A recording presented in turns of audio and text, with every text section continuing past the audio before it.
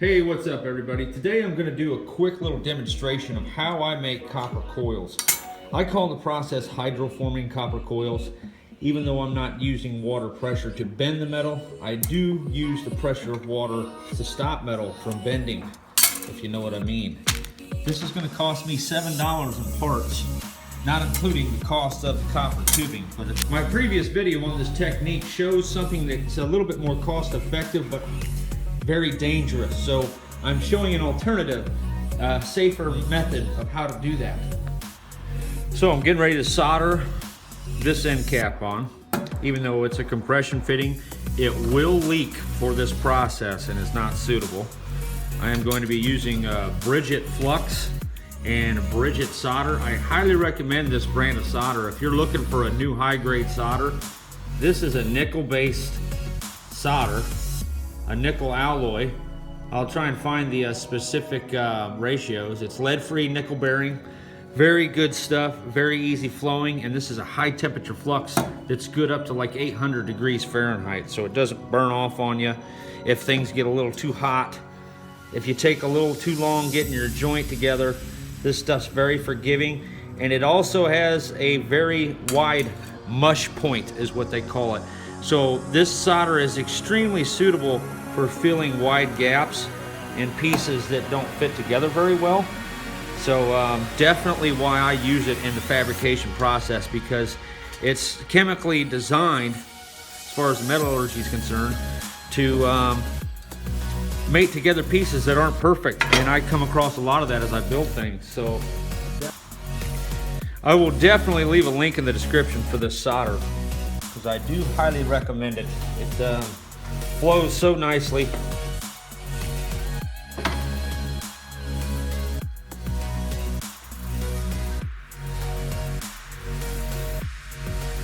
Okay, we're back. This thing is now full of water again. I forgot to mention, also when you're doing the pipe threading, with the threading I'm using the Monster pipe thread. I'll leave a link for this stuff too. This is some really good thick industrial. I use 4 turns, 4 wraps. If you go over that, you start running into some problems, it seems like. So I'm gonna tighten these things on there till they just won't tighten anymore, until I'm just ripping metal. That's pretty much my goal.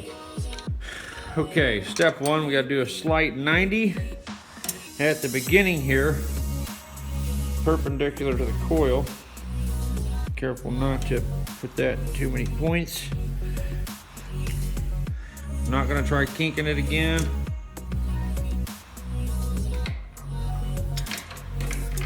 Uh-oh, getting snagged on everything here.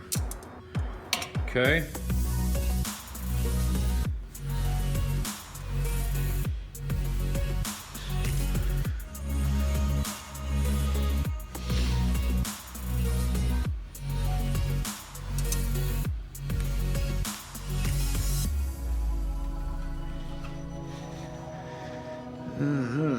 Okay, there we go.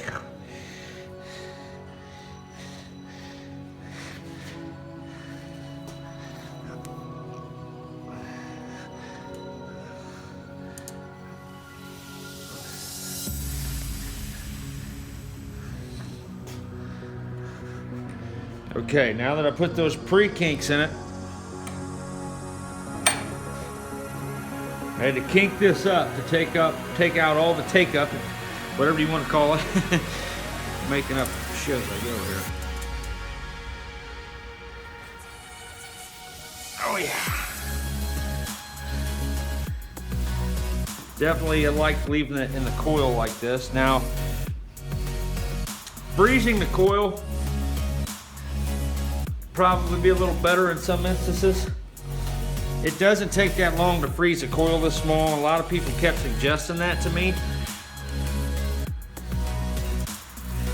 And, you know, I can agree with that, where freezing would have saved me the need to do all this.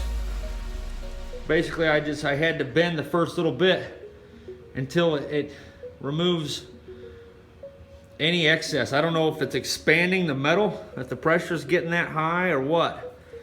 But you can see how the coil started off kind of thin. But this is good though. I want this thin profile for my burner. And at the end here, it's gotten a little bit fatter because the copper tubing, I think, is stretching more and more from the pressure inside.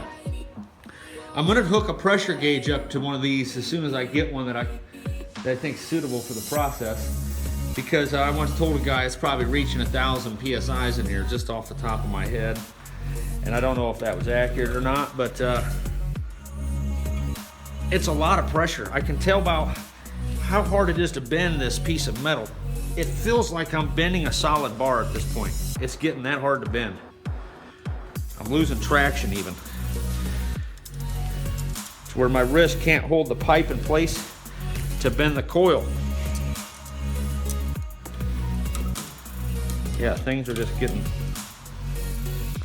weird here.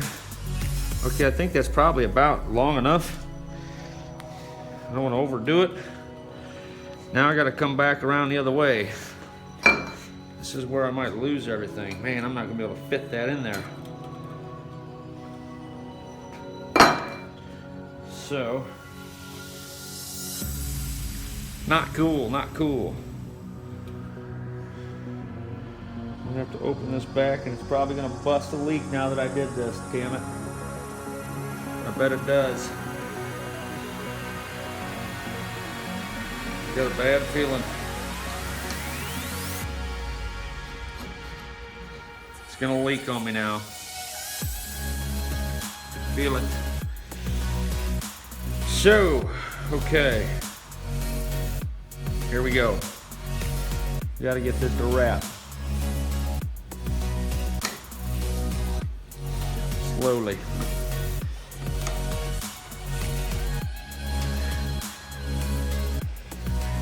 Yep, it leaked. Damn it. Guess I'm gonna have to freeze it after all. Or it didn't leak, it's because I got all my take-up out. It looks like it's actually expanded those back out.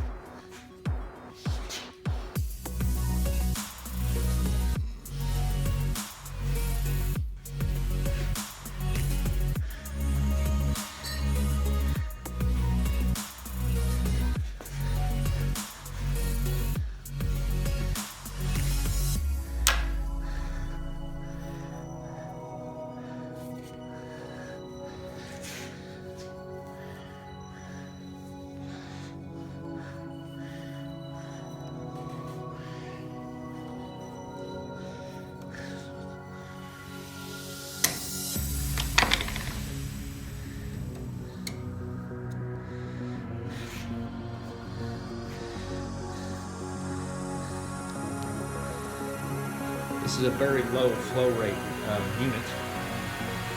And basically this is a test coil design for a steam cleaner tool. That pre-bending we've seen is very important.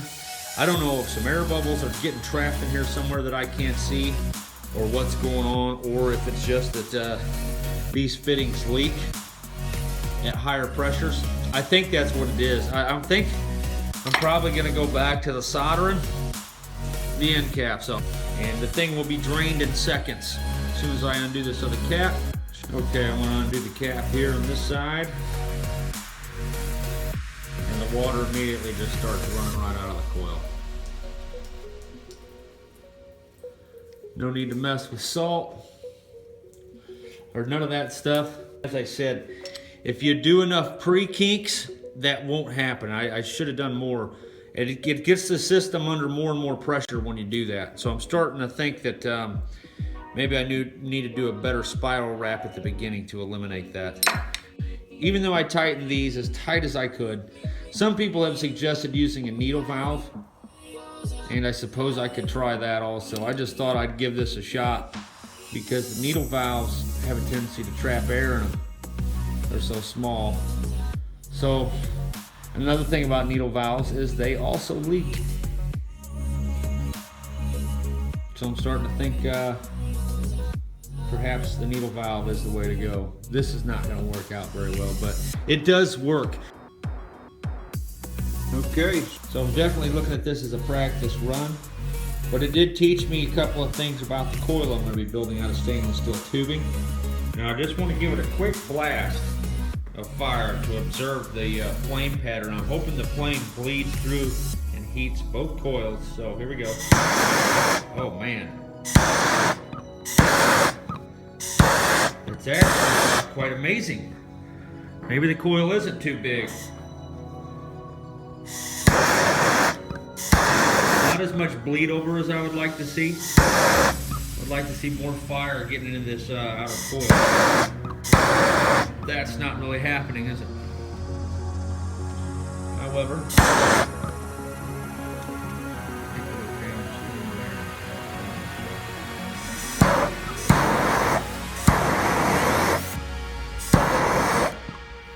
not bad. Better stop there. I don't want to overheat the coil. Not bad. What the heck?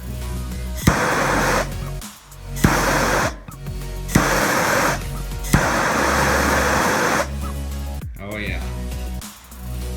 Not a very bad design. So we're going to try this bend one more time with the freeze. See if I can get away from that kink.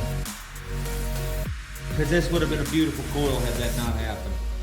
I think I need to try it one more time like this, but do my pre-stressing first. I need to be a little bit more on key with that pre-stressing. Get that pipe expanded as much as possible. The tube, that is. Okay, so now typically I would advise soldering these things so that you don't get any leaks as you're doing really tight bends. A lot of people recommend freezing it, but I don't know how long that takes. All I know is I want this coil right now. So for the sake of testing, I'm not going to solder anything this trip.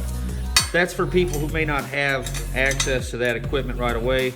I notice a lot of people who build this kind of thing often don't have everything you would think someone would need. There's a lot of people build these for stills and things like that. Some of those builders don't have every tool a garage should have sometimes. So we're doing this solder free. I'm going to finish tightening these off, and what that's going to do is squeeze a little bit of water out